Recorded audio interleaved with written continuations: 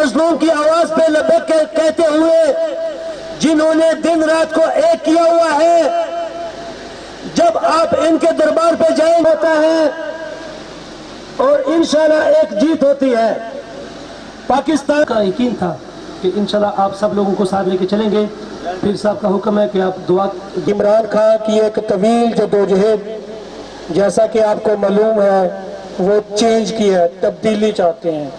پاکستان کو جس جگہ پہ ان کرپٹ حکمرانوں نے پہنچا دیا، اب ملک زیادہ متحمل نہیں ہے۔ اور انشاءاللہ تعالی یہ جو سارے دوست یہاں بیٹھے ہیں ہمارے حلقے میں، جیسے عمران بھائی نے کہا ہے کہ جو بھی مسائل اس حلقے میں ہیں ہمارے علم میں ہے، ہمارا پٹھان برادری سے بہت قریبی تعلق ہے۔